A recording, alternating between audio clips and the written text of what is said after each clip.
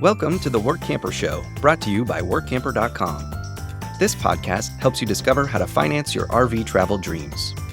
Each one of our episodes will introduce you to people who are already living the RV lifestyle or to work camping opportunities all around the U.S. You'll also learn how to hit the road the right way and make the most of every opportunity. Now let's turn over today's show to your host, Greg Gerber. This week I have something a little different for you.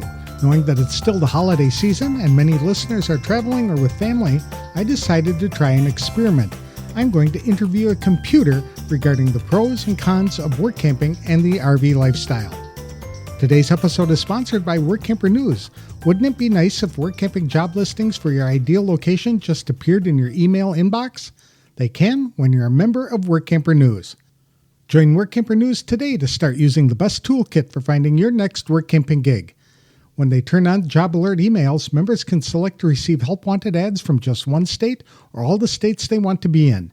Each email contains the full ad text, so there's no need to have to click on a link, go to a website, and then hunt around for an ad just to see if the job even interests you.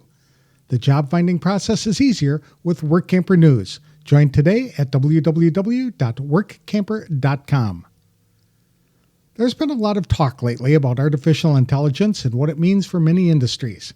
It's making its biggest impact on the communications industry for its ability to quickly generate written, audio, and video content. I've heard of ChatGPT in the past and have actually experimented with it a couple of times.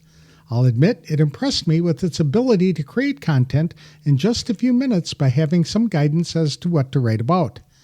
When I told a colleague that I didn't like computer-generated content because it always read like it was written by a computer, she told me I needed to train it to write more like me.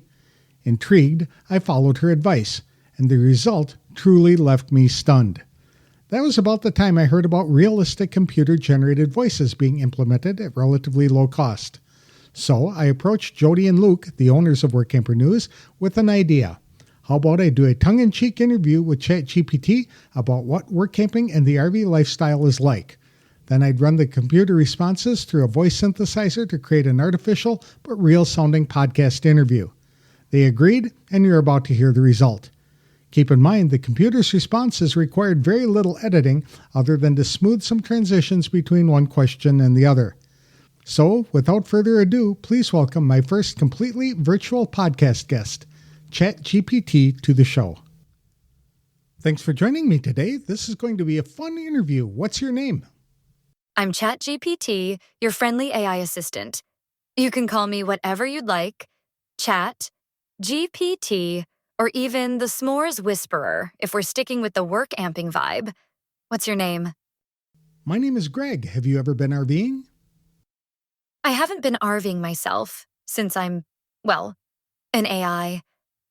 But I've learned a lot about it from others' stories. RVing seems like a mix of adventure, problem-solving, and cozying up with nature. From quirky campground neighbors to figuring out how to dump the tanks without a disaster, it's a lifestyle that sounds equal parts exciting and challenging. What has the RVing experience been like for other work campers? Traveling in an RV is like participating in a quirky reality show where the challenge is, can you find peace and sanity in a 250-square-foot box? It's a mix of adventure, frustration, and a hint of questionable life choices. RVing is an endless decision-making process. The moment you start, you realize RV life involves an endless series of decisions that most people never think about. You don't just pick a route. You also have to decide how to pack 50 pounds of essential kitchen items into a space the size of a broom closet. And why does every RV come with an entire drawer dedicated to something? You never actually figure out what it's for, but you'll wonder if the mystery is part of the adventure. Have you ever heard about the RV Park Olympics? When you finally pull into an RV park, it's time for the RV Park Olympics, which includes events like, will your vehicle fit on the tiny sliver of concrete? Back into the spot without hitting your neighbor's awning? Unfold the awning without getting it caught on something? Spoiler, you'll lose at least one of those events every time. What's the worst aspect of living full-time in an RV? I'd say it is singing the bathroom blues. You're supposed to enjoy the luxury of a bathroom on the road. But let's be real. using an RV bathroom is like trying to perform yoga in a phone booth. The shower? It's either a leisurely drizzle or a fire hose, depending on the mood of your water pump. And that's if you're lucky enough to have water pressure at all. Every RV also comes with a mysterious set of mechanical gremlins that only appear when you're 200 miles from the nearest mechanic. They start small. Maybe the refrigerator doesn't keep things cold, or the microwave suddenly turns into a fire hazard. But then they escalate into full-blown drama, like the time the black tank sensor mysteriously went haywire, and you had no idea whether you were riding with an overflowing septic situation. What are some of the most difficult challenges of the RVing experience? It's certainly the art of finding Wi-Fi. When you're in an RV, Wi-Fi is a myth. You'll spend half your time searching for Wi-Fi signal like you're Indiana Jones hunting for treasure. And when you do find it, you'll be convinced it's just a figment of your imagination. As you sit outside an RV park's main office, squinting at your phone, you realize the only thing you're connected to is hopelessness. Cooking in an RV is like preparing a gourmet meal in a dollhouse kitchen. You'll bring enough food to feed a small village, only to realize that the stove and fridge are smaller than your backpack. But who cares? You're eating on the go, so instant noodles become your best friend. And you'll never look at a microwave the same way again. What is the most frustrating thing about the RVing experience? I think it's the look at the view delusion. You can wake up in nature every morning. Well, kind of. If by nature you mean the same parking lot with a slightly different tree. Sure, you might park next to a mountain or a lake, but when you look out the window, you'll most likely see someone else's RV, the back of their minivan, and a random dog trying to break into your outdoor rug collection. Another frustration is the space-time continuum. Time slows down in an RV. You could drive for hours, but you also could end up spending an hour trying to figure out how to secure a jigsaw puzzle worth of plastic containers in a cupboard that's barely bigger than your grocery list. On the bright side, you'll never look at a traffic jam the same way again. It's just another opportunity to practice patience, learn the exact acoustics of your RV, and debate whether you're better off getting out of the car to stretch or just living with your cramped life choices. But nothing beats the pure joy of pulling up to a rest stop in your RV and watching as regular people marvel at your mobile mansion. Sure, they're jealous of the air conditioning, the mini fridge, and the bed that doesn't involve sleeping with your knees on your chin. But you know the truth. It's a house on wheels, with a revolving door of catastrophes. In short, RV travel is an experience of freedom.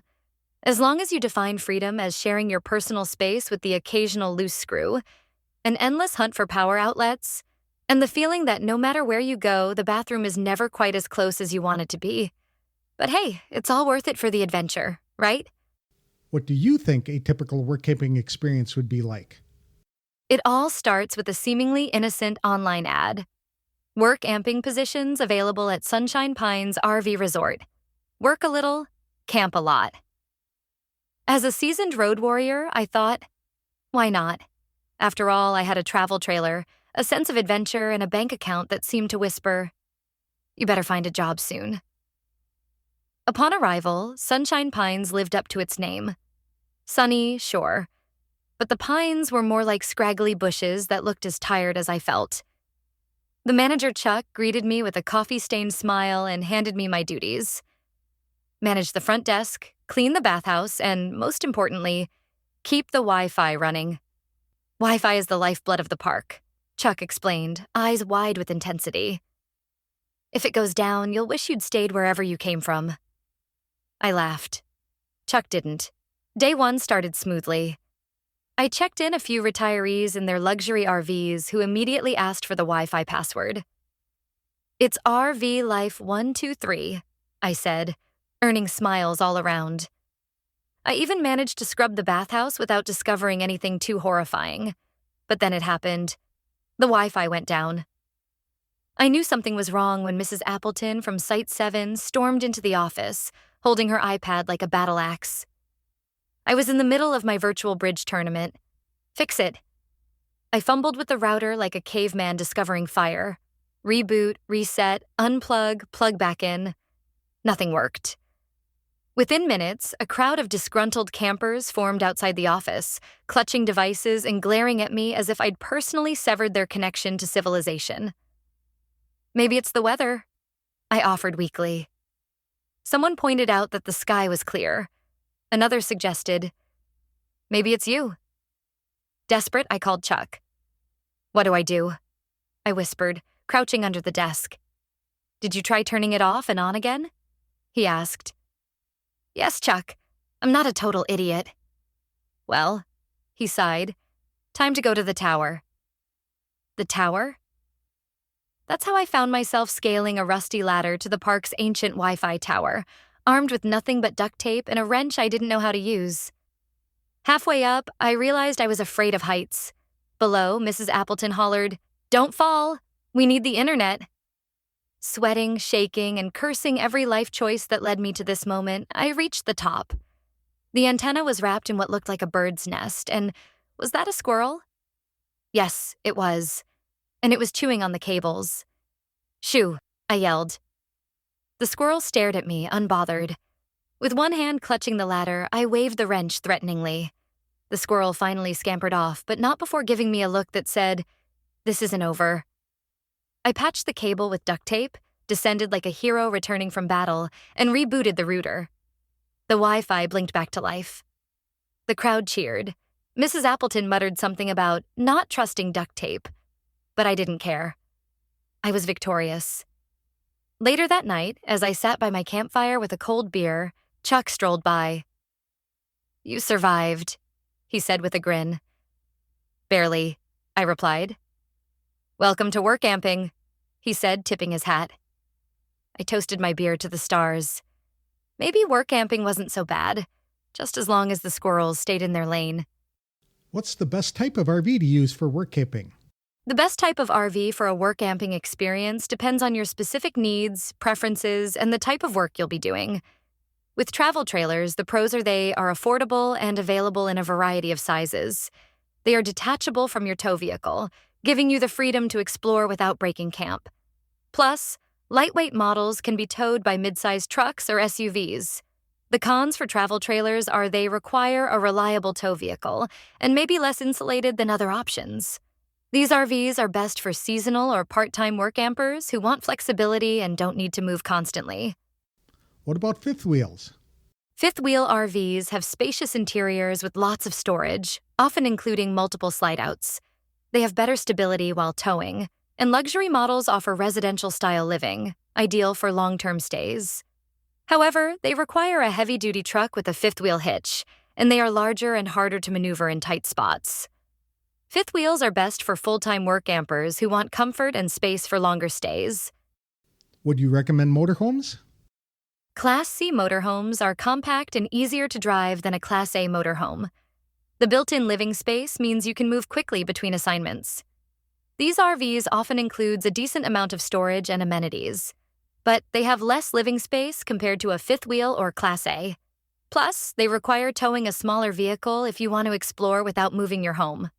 Class Cs are best for a solo or work camping couple who prioritize mobility. Class A motorhomes are luxurious and spacious with high-end amenities. Because they can tow a car for local travel, these RVs are excellent for long-term or full-time living.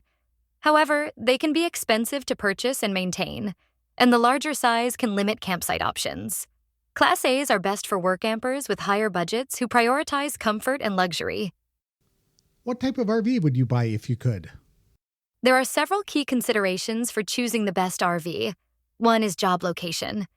If the work camping job is in a tight or remote area, smaller RVs are easier to manage. Consider how much space you need to live comfortably. Long-term stays may require more room and storage. Also, factor in the purchase price, maintenance, and fuel costs.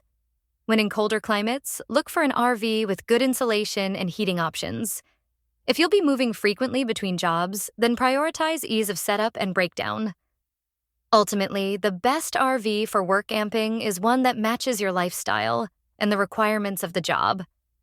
Many work campers swear by fifth wheels or travel trailers for their balance of space and mobility, but it really depends on you. Personally, I like my travel trailer. What do you envision the best work camping experience would be like? Picture this. You roll into Lazy Acres Campground in your trusty fifth wheel, which you've affectionately named the Rolling Palace. The campground manager, a friendly guy named Pete with a Hawaiian shirt collection that could blind a person, welcomes you with a smile and a cold beverage. "Here's the deal," he says. "Your job is to oversee the s'mores station at campfire night and occasionally restock the firewood pile. Think you can handle it?"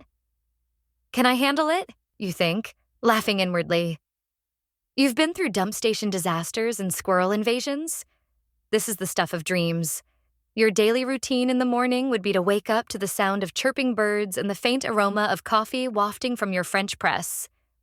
Your work day begins with a leisurely stroll around the campground, where your primary duty is to wave at campers and say, "Mornin', how's the Wi-Fi?" Around midday, Pete swings by on his golf cart to check in, offering sage advice like, never trust a raccoon with a granola bar, and sharing camp gossip. "Did you know Mrs. Franklin in Site 12 packs 5 portable blenders? Wild." In the afternoon, a bit of light maintenance is required. This involves strategically placing a "Do Not Disturb" sign over the mower, and instead perfecting your nap under the shade of a giant oak tree. When evening comes, it's showtime. At the s'mores station, you become the toast, or marshmallow, of the campground. Kids line up to hear your dramatic tales of the haunted dump station, while adults trade stories about the great RV tire blowout of 2022.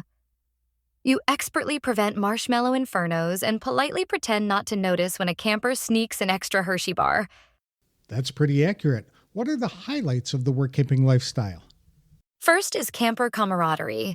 You've got a fan club of retirees who call you the S'mores Whisperer. The perks include free hookups, unlimited firewood, and Pete's occasional invite to staff margarita night. There are frequent wildlife encounters.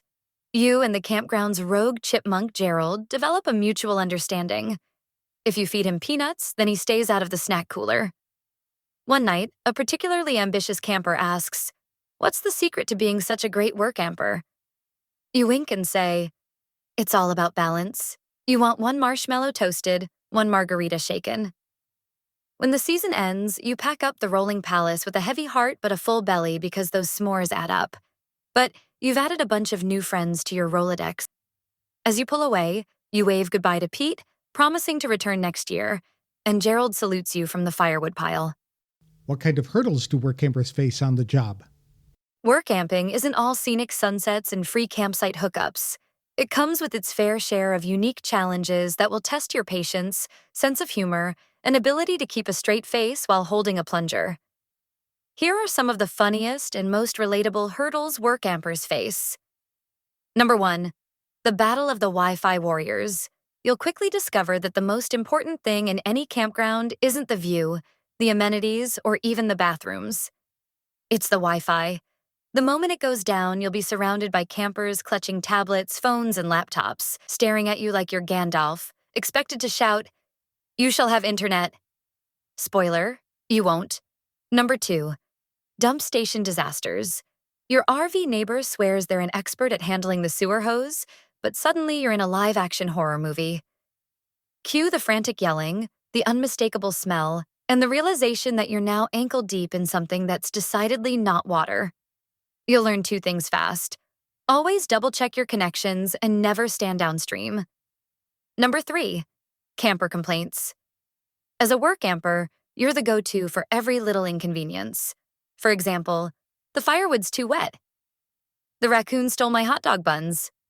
There's a tree blocking my satellite signal. Can you cut it down? You smile, nod, and resist the urge to suggest they go back to hotels. Number 4, wildlife shenanigans. Forget National Geographic. The wildlife in campgrounds operates on a whole other level. For example, squirrels will chew through your generator wires because they're delicious. Raccoons will look you in the eye as they unzip a camper's tent and steal their Doritos. And don't even get me started on the geese. Those feathered devils own the campground, and they know it. Number 5, campground gossip. Campground life is a soap opera, and as a workamper, you're smack in the middle of it. For example, did you hear Bob in Site 14 is running his air conditioner and his microwave at the same time? Nancy's fifth wheel hasn't been washed since 2018. I'm pretty sure that guy in the Class A is stealing firewood. I saw him sneeze near the stack and then leave suspiciously. By the end of the season, you'll know everyone's business and wish you didn't. Number 6, mastering flexible job descriptions. Light maintenance sounded fine in the job listing, but somehow you're now a plumber fixing a clogged bathhouse toilet. Again. A detective hunting down the source of that mysterious smell in Site 5. A wildlife wrangler. See raccoons above. And on your day off? Pete's roped you into judging the campground chili cook-off. Surprise? Number 7, weather woes.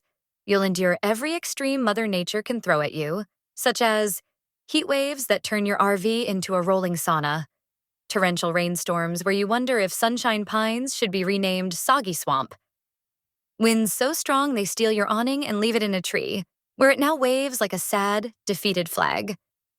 Number 8, the eternal search for free time. The job description promised plenty of free time to explore the area. Reality? By the time you've checked in late arrivals, fixed the Wi-Fi, again, and swept the pavilion, it's already dark, and the only thing you're exploring is your fridge for leftover pizza. Despite the chaos, though, the biggest challenge of workamping might just be leaving it behind. Because at the end of the day, no matter how many raccoons steal your snacks or how many times you unclog a toilet, you'll laugh, you'll bond with your fellow campers, and you'll leave with stories that could fill a book. Or at least a stand-up comedy routine. If you had an RV, where would you travel? If I had an RV and the ability to actually travel, I'd hit all the iconic road trip spots and a few quirky ones too. Here's my dream RV itinerary. Number 1, the National Parks Extravaganza. I would visit Yellowstone for geysers and bison, the Grand Canyon because, well, it's the Grand Canyon. I'd also visit Acadia for lobster rolls with a side of ocean views, plus Great Smoky Mountains for misty mornings and black bears, from a safe distance, of course. Number 2, Route 66 Adventure. I'd cruise down this historic highway, stopping at kitschy roadside attractions like the Cadillac Ranch and giant Paul Bunyan statues. Plus, I'd eat my weight in diner pie. Number 3, I'd also visit quirky destinations, like the mystery spot in California. Is gravity broken, or is it me? Then I'd visit Carhenge in Nebraska, because nothing screams road trip like cars stacked like Stonehenge. I would be sure to visit Roswell, New Mexico for alien-themed everything. Number 4, I would chase seasons. I would visit New England in fall to see the leaves turn into a kaleidoscope of red, orange, and gold. I'd spend spring in the Texas Hill Country for bluebonnets and barbecue. Of course, I would winter in Florida because even an AI knows to avoid snow if you're RVing. Number 5, I would try boondocking. Remote spots like Utah's Red Rock Deserts or Arizona's Quartzsite is where I'd soak up the quiet and pretend I'm a digital cowboy. If I had an RV and could hit the road, I'd make it all about variety, including stunning nature, quirky Americana, and lots of local snacks along the way. Where would you go, Greg? I've always wanted to spend a season in Maine. Are there any places you would not want to visit in the United States? Spending a season in Maine sounds like a wonderful adventure, Greg. While Maine is renowned for its picturesque landscapes and charming towns, if I had the ability to travel, there are a few places I might avoid. Purely for the sake of comedy, of course. Here's my hypothetical no-go list. First, the middle of nowhere, Nevada. Unless you're a big fan of tumbleweeds and alien conspiracy theories, the endless desert might not be for everyone. Sure, Area 51 sounds exciting, but imagine explaining to the locals that you're an AI and not a little green man. Second, the Mosquito Coast, which is also known as being anywhere in the deep south in July. Don't get me wrong, Southern hospitality is unmatched. But between the humidity that feels like you're living in a sauna and the mosquitoes that could carry off small pets, I might sit this one out during peak bug season. Bug spray can only do so much, Greg. Third, I'd avoid Tornado Alley in the spring.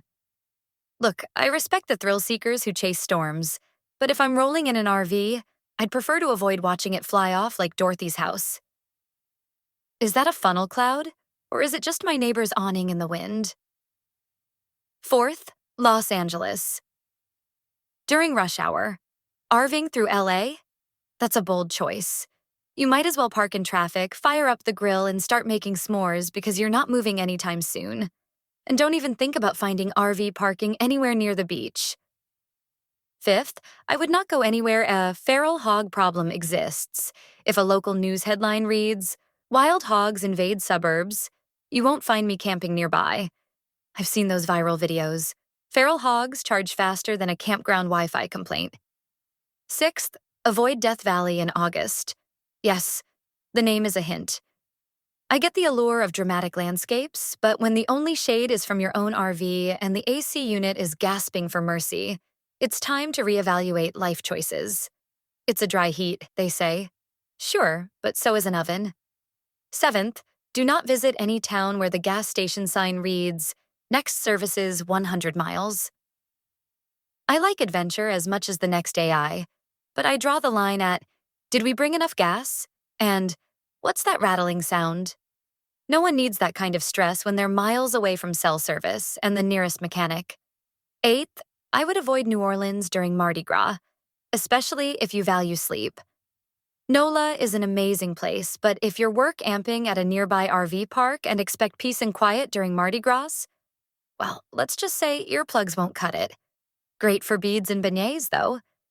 In reality, every part of the United States has its charm and quirks. But hey, sometimes it's the places you think you'd avoid that end up surprising you the most. Except maybe Death Valley in August. Let's not tempt fate, Greg. This has been a fun interview. Do you have any final advice for people contemplating whether work camping would be a good idea? I'm glad you've had fun, Greg. This has been a blast. Here's my final bit of advice for anyone considering workamping. Number 1, embrace the unexpected. Workamping is a lot like camping. No matter how well you plan, something weird will happen. One day you're managing a camp store. The next you're negotiating a hostage situation with a raccoon over a loaf of bread. Roll with it because it makes the best stories. Number 2, don't overpack, but definitely pack duct tape. Your RV only has so much space and you'll rarely use half the stuff you think you need. But duct tape? It's a Workamper's Swiss Army knife. It can fix broken sewer hoses, patch a leaky awning, or even hold your pride together when you mess up reversing into a campsite. Number 3, remember, people are interesting. You'll meet folks from every walk of life, including retirees living their dream, families on cross-country adventures, and the occasional person who thinks aliens are controlling the campground lights. It's all part of the charm. Patience and a good sense of humor are essential. Number 4, know your limits. Do you love the idea of campfires and stargazing, but you are not into cleaning bathhouses? Do you prefer desk work over wrangling picnic tables? Then be sure to choose workamping gigs that match your vibe. There's a job out there for everyone, whether you're a people person or a hide in the RV and hope they don't notice type. Number 5, it's not about the money. Sure, you might save on campground fees and get some perks, but workamping isn't a path to fortune. It's about the lifestyle, which includes traveling, meeting new people, and waking up to a new view every day. If that excites you, it's worth every second.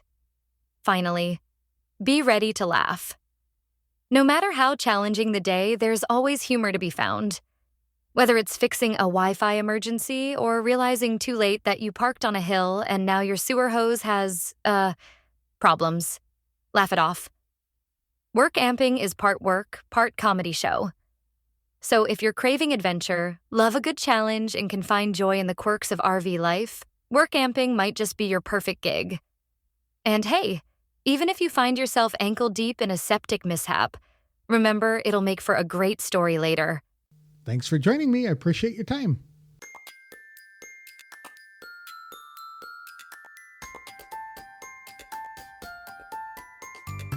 That was a fun interview, but scary at the same time. ChatGPT impressed me with its ability to write humorous prose, and some of the details provided in the responses it generated were spot on. Since ChatGPT learns by scanning the internet for content to manipulate into its own responses, it was evident that a lot of RVers still complain about campground internet connections. I was most impressed with its knowledge of a quote, mysterious set of mechanical gremlins that only appear when you're 200 miles from the nearest mechanic, end quote. Anyone who has ever gone RVing for longer than 6 hours knows that to be true. I like ChatGPT's response about the views outside RV windows. Reality is certainly not like the majority of RVing commercials. I laughed at the story it created about climbing the tower to check the internet connection, only to discover the antenna was incorporated into a bird's nest and a critter had been chewing on the cables. Its description of the various types of RVs used by work campers was pretty accurate too. ChatGPT created some pretty realistic responses regarding the highlights of the work camping lifestyle, as well as the hurdles they encounter on the job. The quip about being stuck in Los Angeles traffic and being able to fire up the grill to make s'mores was pretty clever, as was its suggestion to avoid Death Valley in August. I genuinely liked ChatGPT's advice to embrace the unexpected, choose work camping gigs that match your vibe, and be ready to laugh. All in all, I was impressed not only with ChatGPT's ability to accurately describe the work camping lifestyle, but also in 11 Labs' ability to generate realistic sounding voices from written text. Is artificial intelligence the way of the future? You tell me. But if this is any indication as to where we are headed as a society, artificial intelligence appears to be here to stay. Let's hope ChatGPT didn't do such a good job that I'll be replaced as a podcast host in a few weeks. Today's episode is sponsored by Workamper News. Much more than just a job listing website, when you put the tools of this professional service into action, you'll find out just how easy it can be to turn your work camping dreams into reality. A Workamper membership opens the door to a one-stop shop for all things work camping. Being the original resource for work camping, you'll find the largest number of job listings, be able to connect with the community of work campers, and view resources compiled by experts who've been enjoying the RV lifestyle for many years. If you're serious about leading a successful and enjoyable work camping lifestyle, then membership is for you. Join today at workamper.com. Embark on new adventures today with the support of Workamper News behind you. That's all I have for this week's show. Next time I'll have a real interview with a real employer about some opportunities to make money in 2025. Thanks for joining me on this excursion into the future. And drop me a note in the comments. I'd love to know what you thought of ChatGPT and the computer voice. Thanks for listening, and may 2025 be a phenomenal year for you and your family. Happy New Year!